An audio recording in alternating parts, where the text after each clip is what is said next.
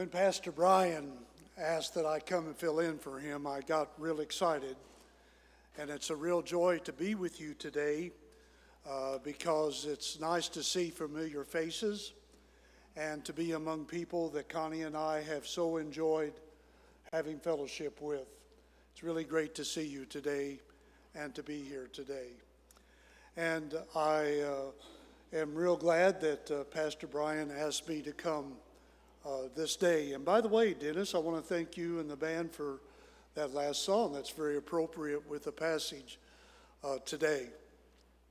I hope this sermon that I preached this morning will be much better reception than what I received when I preached up at Fairfax a couple of weeks ago.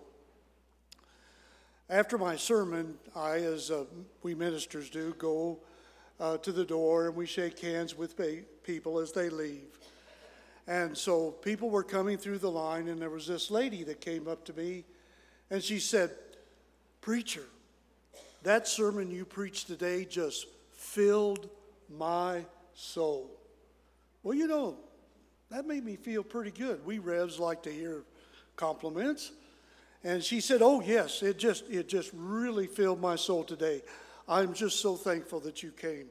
It just really filled my soul." And I was starting to get puffed up a little bit. And about that time, I felt a tug on my coattail. And I looked down, and it was this mother's son. And he looked up and he said, "Yeah, and I got a belly full of it too." So I hope you get more than a belly full today. I hope you get a spirit full. Join with me, please, in the reading of God's Word in the Gospel of Luke, chapter 15, and beginning with verse number 11. Jesus continued, "There was a man who had 2 sons. The younger one said to his father, 'Father, give me my share of the estate.' So he divided his property between them. Not long after that, the younger son got together all he had, set off for a distant country, and there squandered his wealth in wild living. After he had spent everything, there was a severe famine in the whole country, and he began to be in need. So he went and hired himself out to a citizen of that country, who sent him to his fields to feed pigs. He longed to fill his stomach with the pods that the pigs were eating, but no one gave him anything. When he came to his senses, he said, 'How many of my father's hired men have food to spare, and here I am starving to death? I will set out and go back to my father and say to him, Father, I have sinned against heaven and against you. I am no longer worthy to be called your son. Make me like one of your hired men.' So he got up and went to his father. But while he was still a long way off, his father saw him and was filled with compassion for him. He ran to his son, threw his arms around him, and kissed him. The son said to him, 'Father, I have sinned against heaven and against you. I am no longer worthy to be called your son.' But the father said to his servants, 'Quick, bring the best robe and put it on him. Put a ring on his finger and sandals on his feet. Bring the fatted calf and kill it.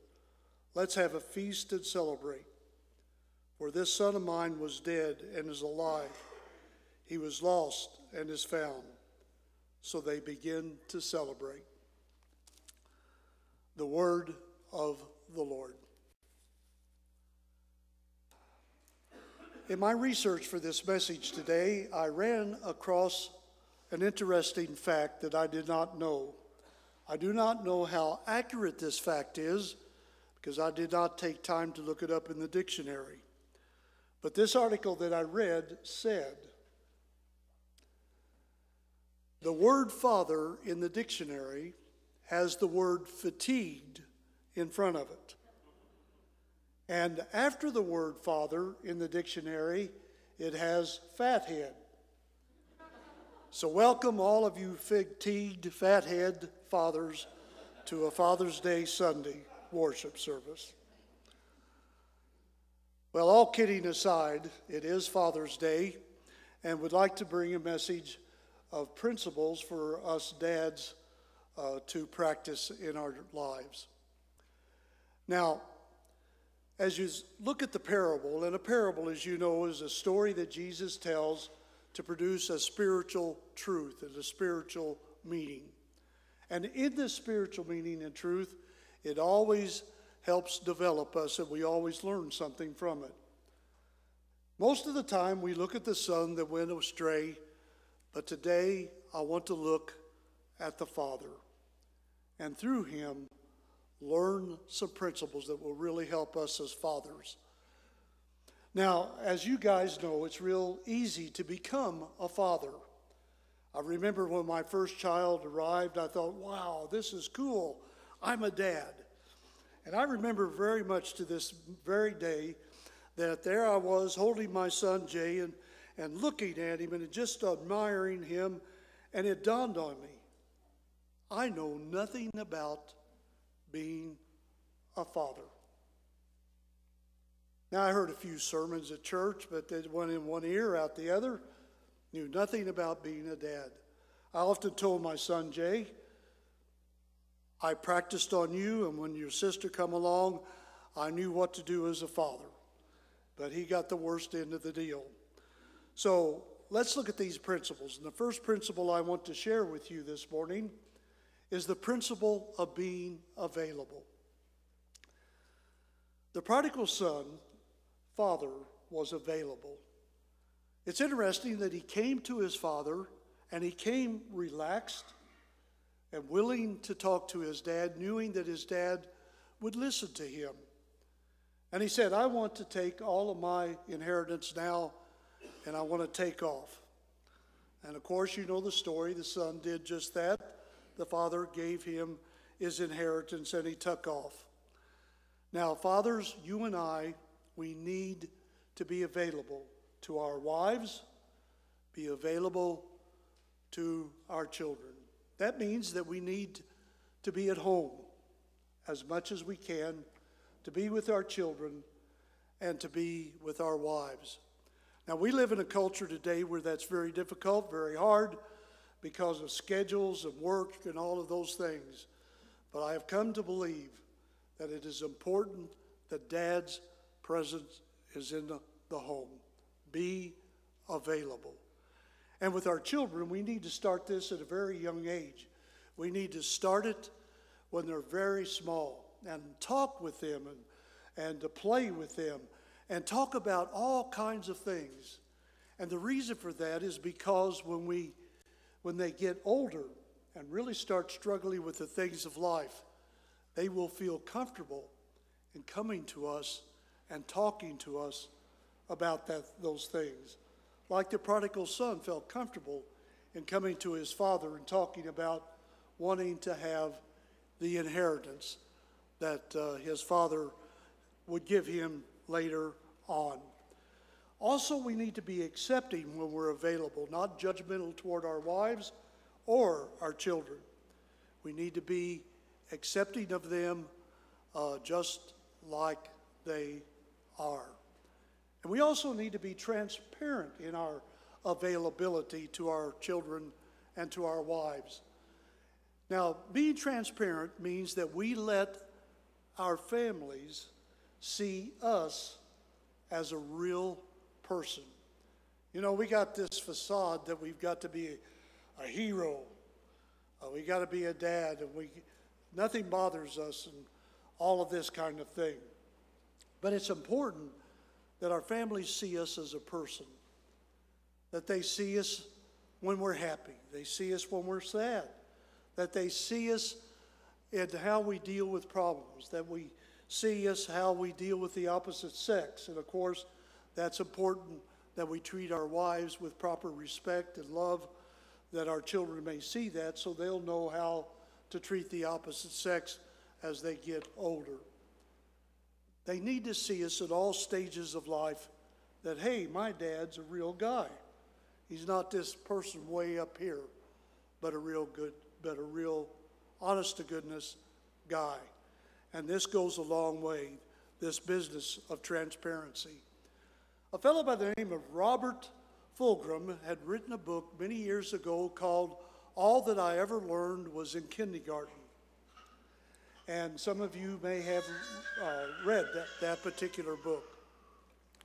Now, in this book, by the way, he's written other things, and in another writing of his, he tells the story about his family getting together, adult children now, and they're all together, and they start reminiscing about the past when they were growing up. And some of you here today with your children gone from home, you can identify with that. One of the things my daughter did with that is she shared, as well as my son, things they did when they were growing up.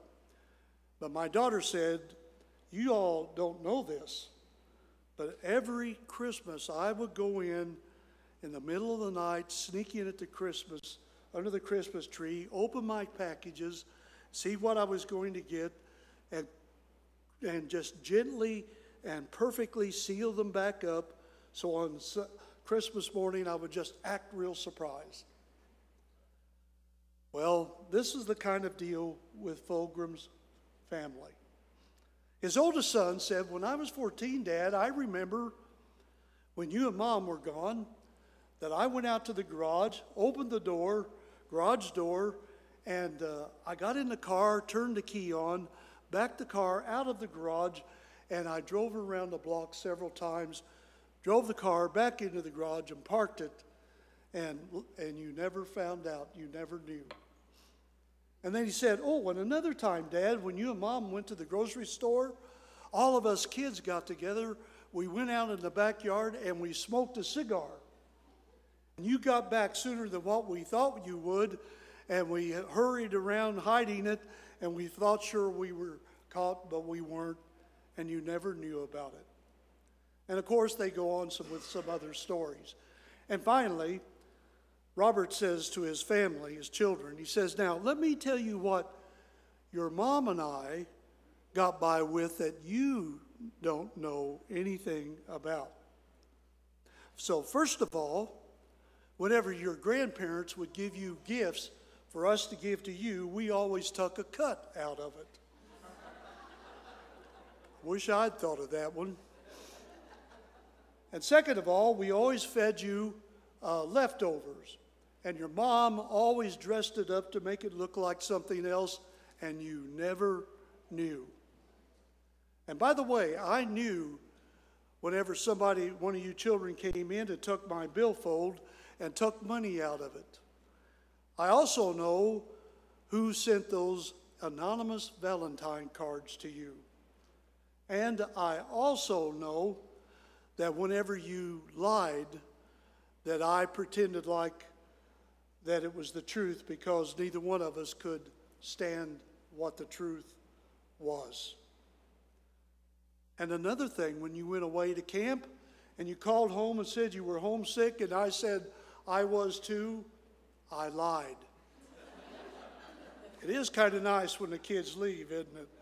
Have those moments and those times. And so he shared those things as well. Transparency is so important. Let's look at the second principle that I want to give today that I see from this father, and that is the principle of being spiritual. Now, in verse 18, this indicates his spirituality, because the son knew about spiritual things. Now, this is essential, fathers. If we want our children and our wives to be spiritual, we first have to be spiritual. We have to spend time with God, reading His Word, praying, lifting our lives to Christ, honoring God in our lives. And as Matthew 6:33 says, seek ye first the kingdom of God and all of His righteousness, and all these things will be added unto you.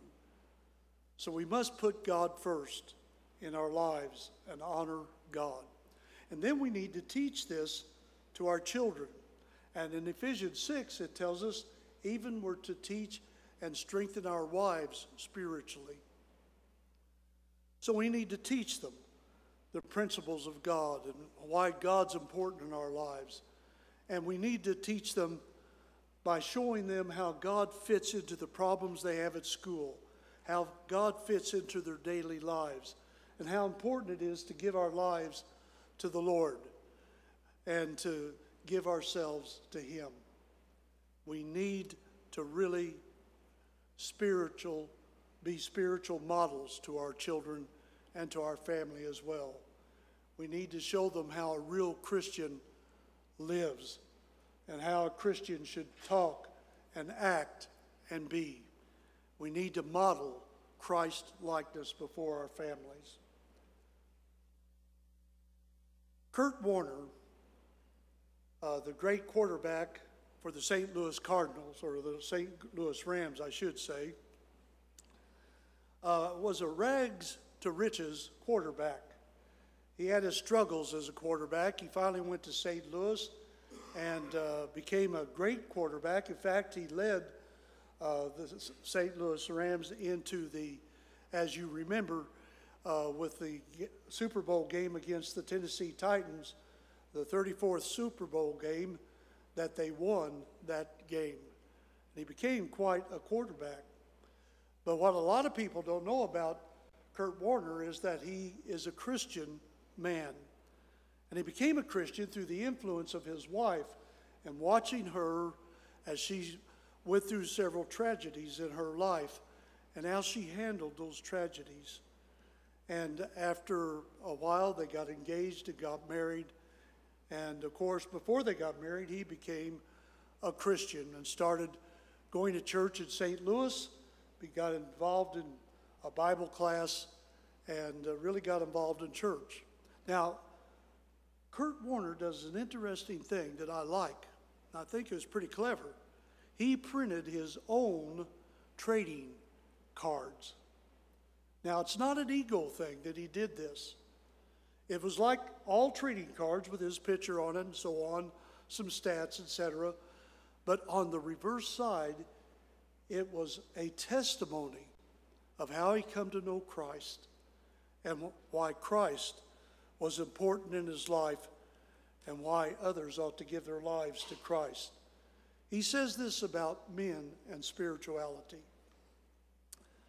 I think all men can be guided toward a godly life by honoring the Word of God, the name of God, the day of God, and the ways of God. And I think that's pretty good advice for us as men. Which brings us to the third principle that I want to share with you today, and that is the principle of being lovable. We read in verse 20 how that this father, when he saw his son, he ran to him. He had compassion upon him.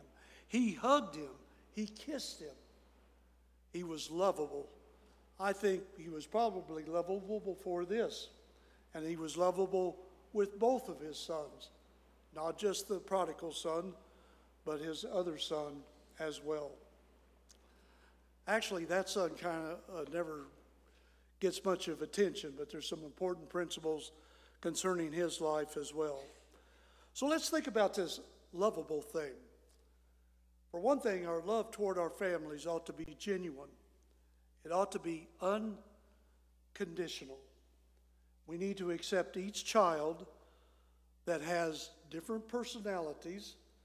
It's amazing to me how that children do have different personalities. And we need to accept that personality with its good points and its bad points. That's true of our wives, guys, as well. We need to accept them just like they are. After all, it's how God accepted us, just like we are. So we need to be unconditional in our love, and we need to touch our children and our wives and hug them a lot. It's very important to do this. We need to be playful with our children, especially our boys, and kind of wrestle around with them and different things of that nature. Put our hands on their shoulder, hug them, and all of these things are very, very important. In fact, hugs are very important, and there's a good psychological thing involved in hugs. For one thing, it does make you really feel loved and accepted.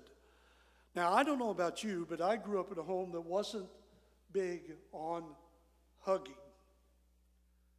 And when I took CPE training, which is Clinical Pastoral Education, when I took that training, in our class, we had a woman, a young lady, that was a hugger. She'd come in, she'd hug everybody, and she'd come and hug me, and I go, oh, it just was hard to handle because I wasn't used to it. But then I got to where I started liking it. It was pretty good being hugged. And then I got comfortable in hugging other people. And hugs are so important. Let me give you an illustration of this.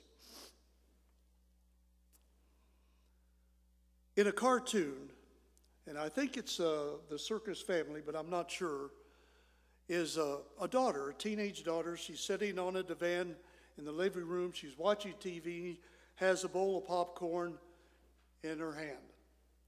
Dad comes bebopping in. And as Dad comes in, he noticed his daughter. And he thought, well, I'll just sit by her for a while. And he sat there, took some popcorn. They said some words.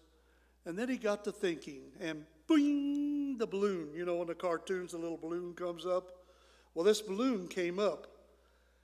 And this is Dad's thoughts. I remember when she was a little girl and how I used to hug her and love on her and how I just enjoyed that so much and it was so precious to me. But I wonder how she'd feel if I'd hug her now. She'd probably feel uncomfortable. And then the next frame shows the teenage girl. And boing, the balloon, you know. And she's thinking, I wonder why Dad never hugs me anymore. It's important we have physical touch with our children. Now, I know we live in a culture today where we guys have to be very careful about things because of all of what culture is doing today. But it is important for our children and our wives that we hug them and that we do those kind of things. Not only do we need to do that, but we need to tell them often that we love them. My father, who never hugged, I started hugging him. And he was very uncomfortable with that at first. But he started liking it and accepted it. And to this day, my children, whenever we meet and leave each other, we always hug one another. Another thing about being lovable is, again, make time to listen. Now, I don't know about you guys, but when I'm involved in the middle of something and my wife comes up or my grandchildren or my children came up, I just dreaded this interruption. And I kind of, I learned just drop it all, lay it down, whatever you're doing, and listen, both to the children and to your wife, because it makes them feel very, very important and very special. I think it's important that we build children's self-esteem. And I think that's what this father was trying to do with his son. And we build children's self-esteem by making them feel like they're somebody special.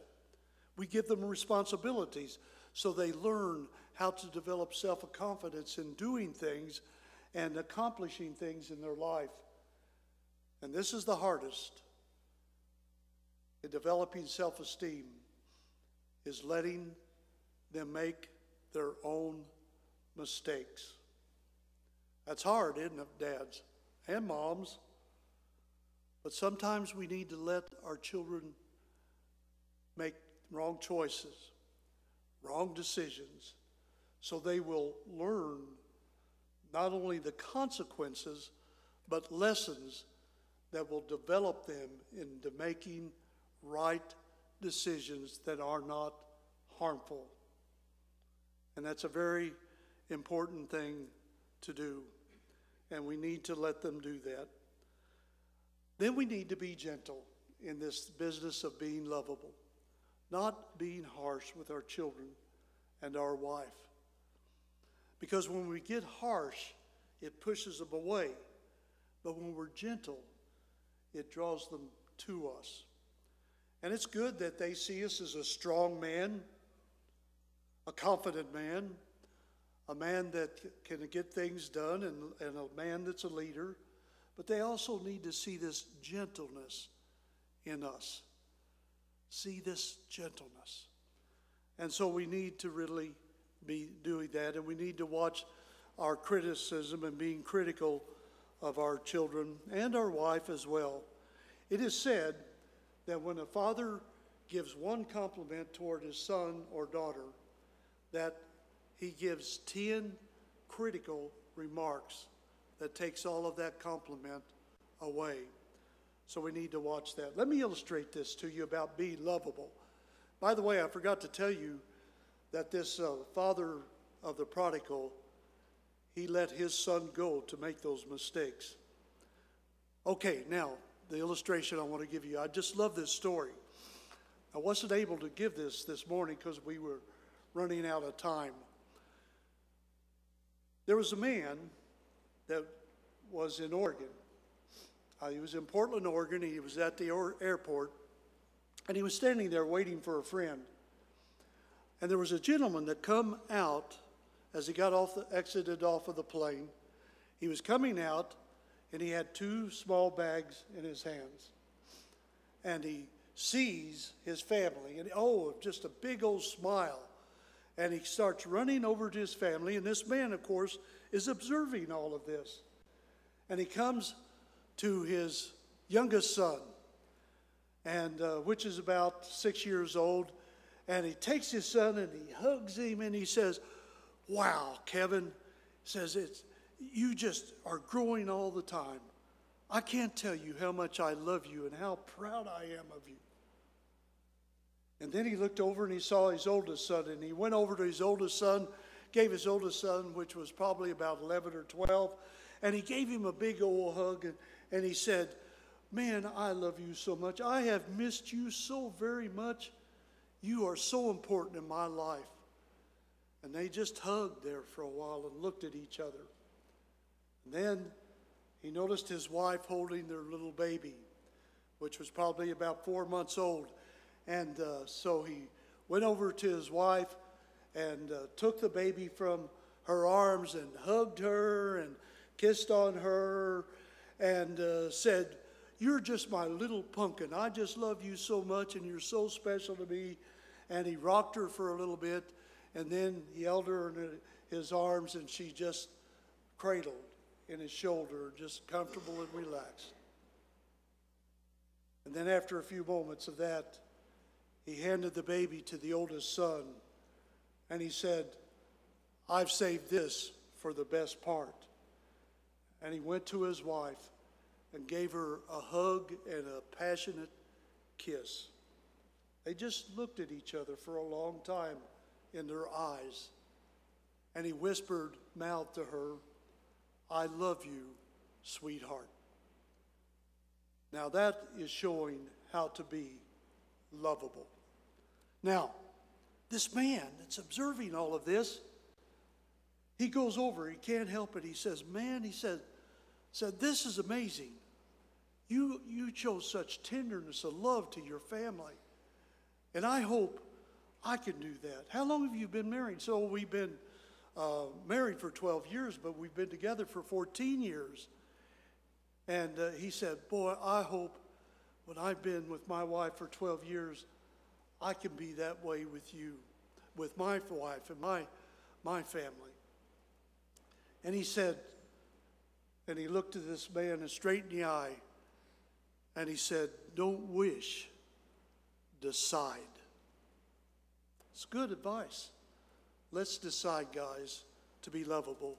Which brings me to the last and final thought that I want to share with you today, and that is the principle of being merciful.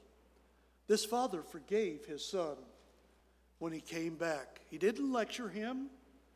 He didn't say, "See, I told you this was going to happen," all of those kind of things. But he ran to him. He hugged him, kissed him. Now, there's some interesting symbols of the Jewish custom here that I want to quickly run through with you. The first one is this. He gave him a robe, which was a symbol of honor. Second, he gave him a ring, which is a symbol of authority in the Jewish custom.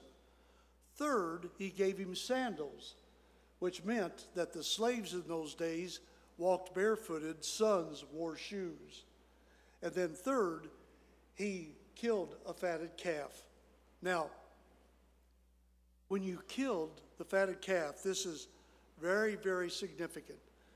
If you had a family come to visit you in those days, you might kill a chicken or a pigeon to share in a meal. Or if you had two families come, you might share in killing a goose or a duck to share in the meal. Or if you had more than that, you would kill a goat or a lamb.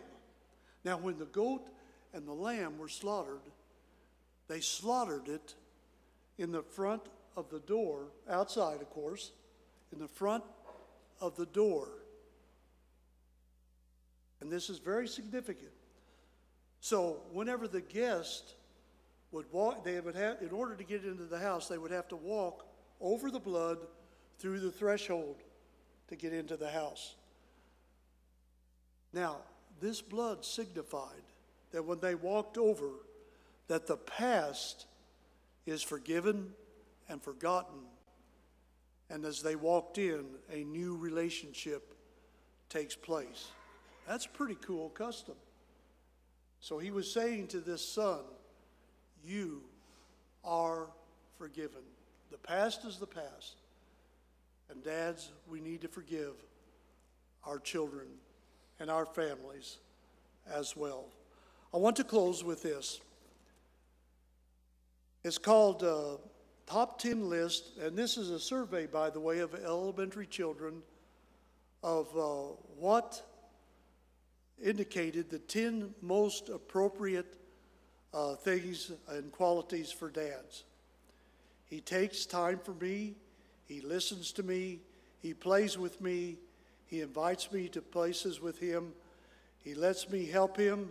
He treats my mother well. He lets me say what I think.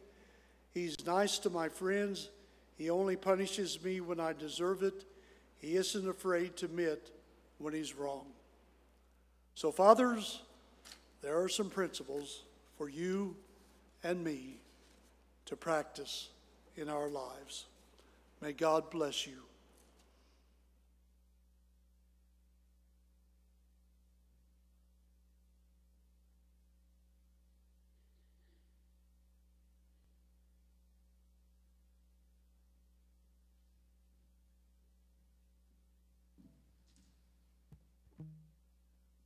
So stand up with us one more time.